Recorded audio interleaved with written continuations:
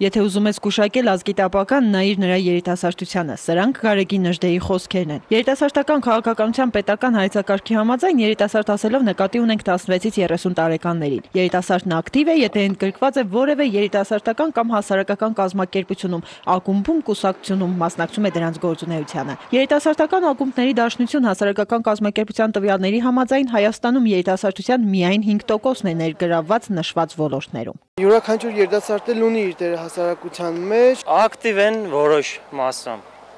Պասիվներն կան, տեսիմ, մարդու բանավորությունից է կախված։ Իսկ Գյումրին երիտասարդությունը լավն է, կամացից աշխուժանագը, Եվրոպա կմտնենք, սկսել են պարտի կազմակերպել, լեսին տարբեր։ 80%-ը ակտիվ են, այո, ինչու՞ չէ։ Կենցաղային ոչ բարվոք պայմանների, կրթական ու մշակութային հիմնախնդիրների կողքին մարզի երիտասարդներն ունեն ինքնաարտահայտման, տարաբնույթ կարծրատիպերից ու բարդույթներից ազատվելու խնդիր։ Երիտասարդները ավելի բարդույթներով լի են, ռուսերեն բառ օգտագործել, կոմպլեքսավորված են ավելի շատ, դա է ամենամեծ խնդիրը երիտասարդության։ Դե երևի ստեղա տրադիցիաները ու որ մարդիկ չեն ընդունել ազատ ապրելակերպը։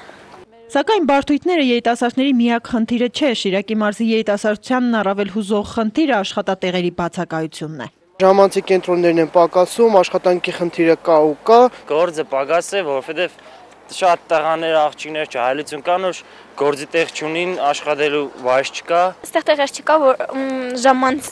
ժամանակ անցկացնելու տեղեր նորմալ չկա,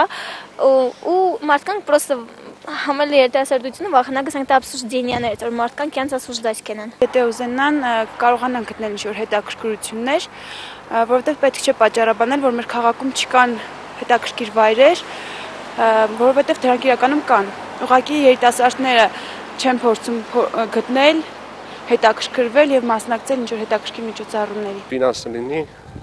ավելի բարելաճ կլինի։